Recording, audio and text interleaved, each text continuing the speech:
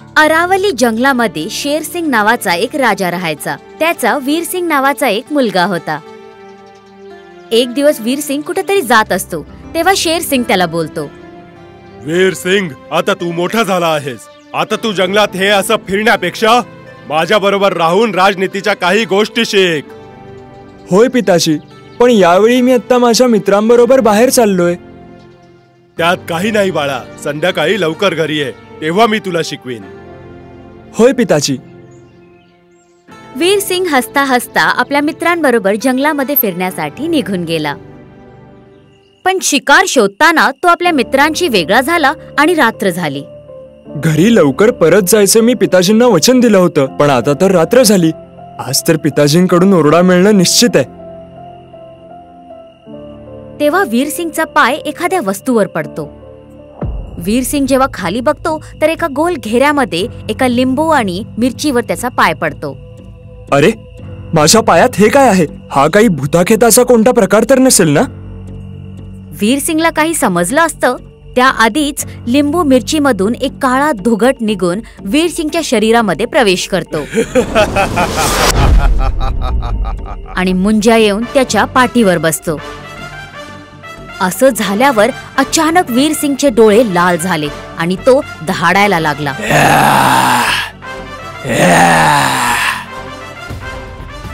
अरे सिंहाच्या पिल्ला, आता तुझ्या शरीरावर माझा कब्जा आहे. मी जसं बोलीन तुला तसंच करावं लागेल. आणि दुसऱ्या क्षणी मुंजाची नजर एका हिरणीवर पडली. बऱ्याच दिवसांनी मी आज या हरिणीला खाणार आहे. अरे सिंहाच्या पिल्ला, चल लवकर त्या हरिणीला मार आणि मला खायला दे. जशी आपली आज्ञा स्वामी. इतकं बोलून वीरसिंग त्या हिरणीवर हमला करतो आणि तिला मारून टाकतो.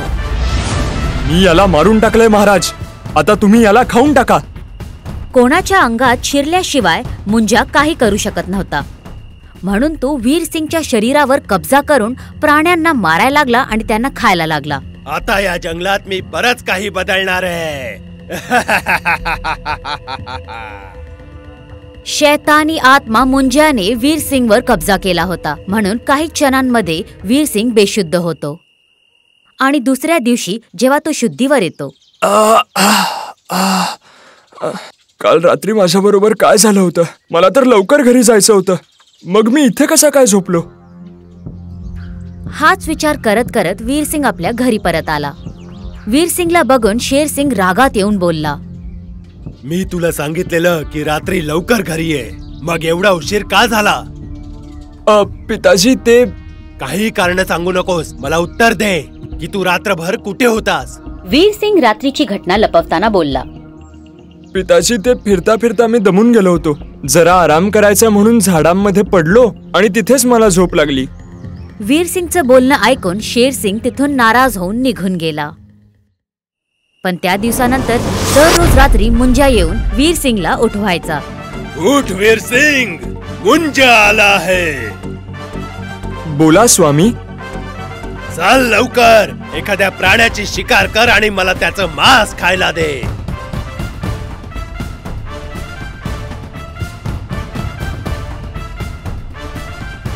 वीरसिंग, आज मला त्या डुकराचं मांस खायचं आहे.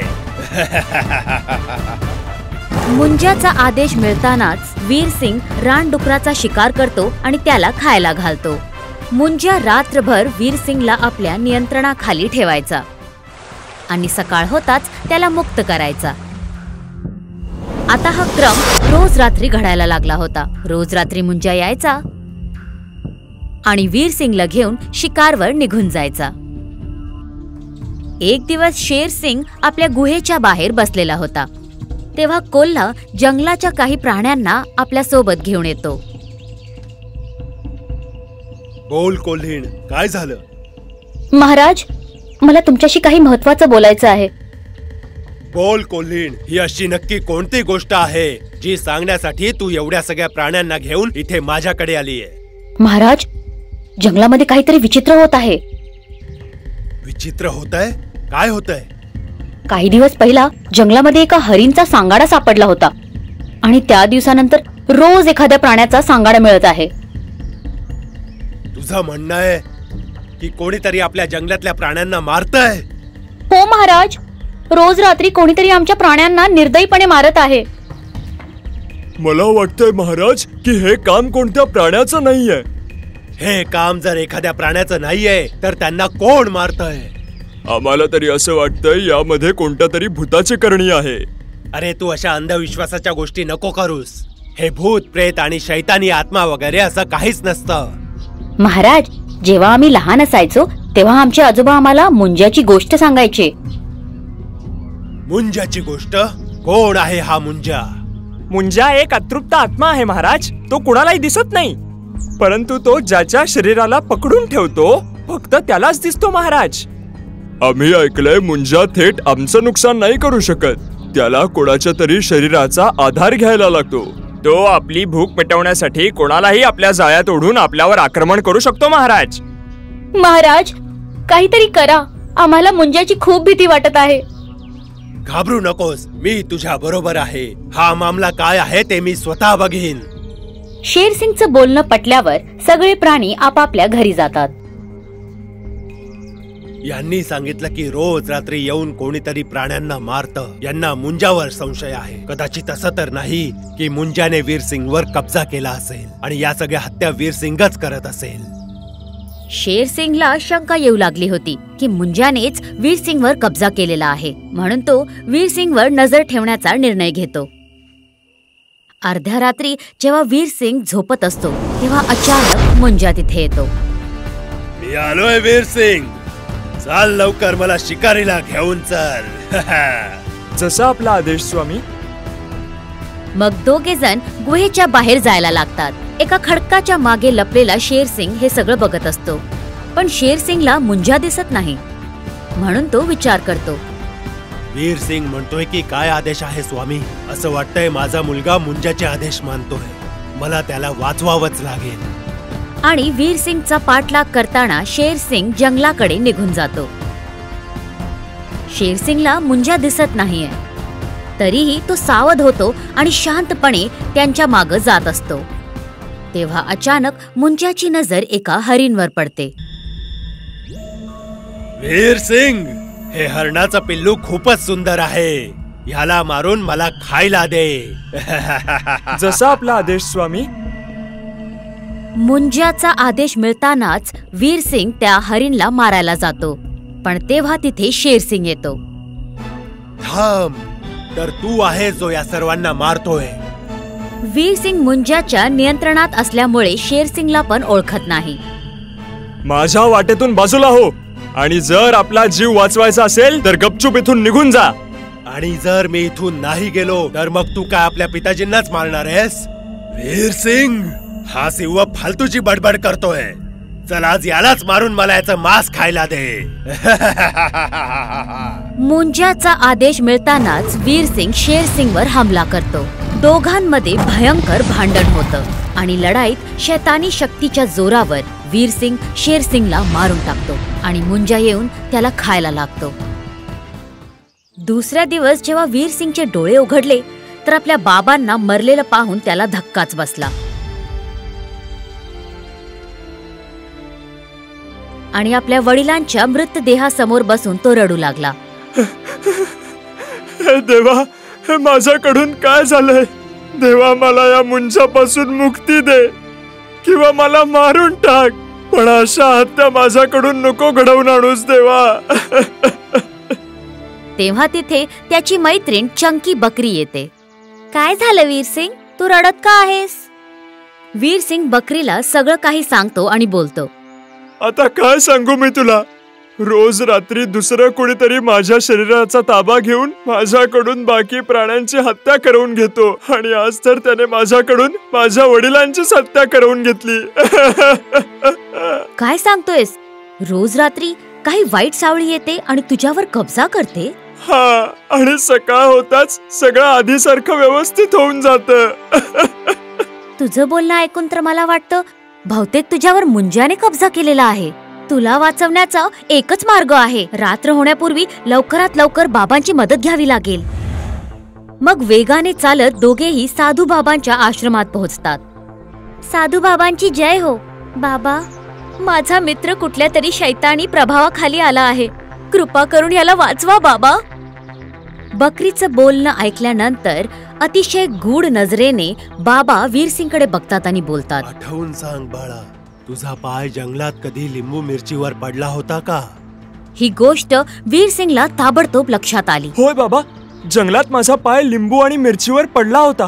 आणि तेव्हापासूनच रात्रीच्या वेळी तुझ्या शरीरावर कोणातरी दुसऱ्याचा कब्जा आहे, बरोबर ना? हो बाबा. हा अजून कोणी नाही तर मुंजा आहे. पण हा मुंजा आहे कोण बाबा, आणि तो मला का त्रास देतोय? बऱ्याच वर्षांपूर्वी या जंगलामध्ये तुझ्या आजोबांचंच राज्य होतं. तुझे आजोबा चांगले राजा नव्हते. एक दिवस मुंजा नावाचा एक छोटासा मुलगा खेळता खेळता इथे या जंगलात आला होता. त्याने जंगलात तुझ्या आजोबांना पाहिलं आणि मग तो त्यांच्याकडे जाऊन त्यांना बोलला, काका काका, मी रस्ता विसरलोय. मला तुम्ही माझ्या घराचा रस्ता दाखवा ना. बाळा, तुझ्या घरचा रस्ता माझ्या पोटातूनच जातो, तर मग तुला आता माझ्या पोटात यायचं आहे का? हो काका, मला घरी जायचंय. तुम्ही लगेच मला आपल्या पोटात घेऊन लवकरात लवकर मला माझ्या घरी पोहोचवा ना.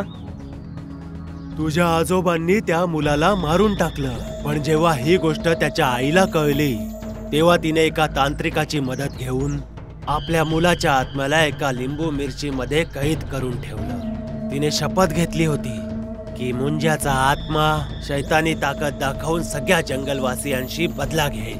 ह्याचा अर्थ ज्या दिवशी तुझा पाय त्या लिंबू मिरचीवर पडला होता तेव्हाच मुंजाच्या आत्मेने तुझ्या अंगावर कब्जा केला होता. हो बाबा, आणि त्याने माझ्याच हातून माझ्या वडिलांची हत्या घडवून आपला बदला पूर्ण केला. हो, आणि आता तो एवढा ताकदवान झाला आहे की तो कोणालाही नाही सोडणार. असं नका बोलू बाबा. जर त्याला थांबवलं नाही गेलं तर तो वीरसिंगच्या शरीरामध्ये राहून जंगलाच्या प्रत्येक प्राण्याला खाऊन टाकेल. त्याला थांबवायलाच हवं. त्याला थांबवण्याचा फक्त एकच उपाय आहे. मी आपल्या शक्तीने काही वेळासाठी वीरसिंगला मुंजाच्या छायेतून मुक्त करू शकतो, पण तेवढ्या वेळातच मी जे सांगीन ते तुला करावं लागेल. तुम्ही जसं सांगाल मी अगदी तसंच करेन बाबा. तर मग ठीक आहे. आज रात्रीच्या वेळी मी एका छोट्याशा बालकाला तुझ्या समोर पाठवीन आणि मग तू त्या बालकाला मारण्यासाठी पुढे यायचं. त्यानंतर पुढची योजना बाबा वीरसिंगच्या कानामध्ये त्याला सांगतात. मी आलोय वीरसिंग, आता लवकर एखादी शिकार कर आणि मला त्याचं मांस खायला दे. रोजप्रमाणे आजही मुंजाने वीरसिंगला शिकार करायला लावलं, पण आजूबाजूला कुठेच कोणी दिसत नव्हतं. तेव्हा अचानक योजनेनुसार बाबा त्यांच्या समोर एका लहान मुलाला पाठवतात. आता मी काही वेळासाठी वीरसिंगला मुंजाच्या छायेतून मुक्त करतो. ओम ह्रीम क्लीम चामुंडाय नमः. ओम ह्रीम क्लीम चामुंडाय नमः. मंत्रांच्या शक्तीसह वीरसिंग काही वेळासाठी मुंजाच्या कब्जातून बाहेर पडतो, पण ही गोष्ट मुंजाला माहित नाहीये. वीरसिंग बाबांनी सांगितल्याप्रमाणे त्या मुलाचा शिकार करायला पुढे वाढतो. वीरसिंगला एका लहान मुलावर हमला करताना बघून मुंजा एकदम जोरात ओरडतो, नाही, या बालकाला नको मारूस. आज मी या बालकाची हत्या करून तुम्हाला जेवायला देणार आहे स्वामी. नाही, तू याला नाही मारायचंस. जंगलातले प्राणी तर तुम्ही भरपूर खाल्लेत स्वामी. आता जरा एकदा या मानवाला पण खाऊन बघा ना. नाही, तू याला नाही मारायचंस. बाबांनी वीरसिंगला जसं सांगितलं होतं तो तसंच करत होता. मी सांगतोय, तू याला नाही मारायचंस. हा माझा हुकूम आहे. तू याला नाही मारायचंस. तुझा हुकूम ऐकतोय कोण मुंजा? मी तर तुझ्या तावडीतून कधीचा सुटलोय. आता जर या बालकाला तुला खायचं नसेल तर याची शिकार मी आता माझ्यासाठी करतो. हे बघ, तू जे बोलशील तेच मी करेन, पण तू या बालकाला नाही मारायचंस. या बालकाबद्दल तुला इतकं प्रेम काय मुंजा? तू याला ओळखतोस का? नाही, कारण जेव्हा मी मेलो होतो तेव्हा मी सुद्धा याच बालकासारखा लहान होतो. मला हे नकोय की तू याला मारून अजून एका मुंजाला जन्म द्यावा. तेव्हा झाडाच्या मागं लपलेले बाबा आणि बकरी बाहेर पडतात. बम बम भोले. मुंजा, तू वीरसिंगच्या शरीरावर कब्जा करून बऱ्याचशा हत्या केल्या. पण या बालकाचा जीव वाचवून तू माणुसकी दाखवली आहेस. हे ऐकतानाच मुंजा सगळ्यांना दिसायला लागतो. माझी शक्ती ज्यावेळी संपते त्यावेळी मी सर्वांना दिसायला लागतो. आता तुम्हाला मी दिसतोय का? हो. आणि आता मी तुझ्या आत्म्याला मुक्ती द्यायचं काम करतो. हे ऐकून मुंजा खुश होतो. काय? खरंच तुम्ही मला मुक्ती मिळवून द्याल? हो. तर मग मी सुद्धा आज वीरसिंगला माझ्या कब्जातून मुक्त करतो. मुंजा वीरसिंगला आपल्या कब्जातून मुक्त करतो. मग बाबा मंदिरमध्ये एक मोठासा यज्ञ करून मुंजाच्या आत्मेला शांती देतात. आणि त्या दिवसापासून जंगलातला प्रत्येक प्राणी आनंदाने राहायला लागतो. तुम्हाला जर आमचा हा व्हिडिओ आवडला असेल तर प्लीज आमच्या चॅनलला सबस्क्राईब करा. आणि हो, व्हिडिओला लाईक आणि शेअर करायलाही विसरू नका. धन्यवाद.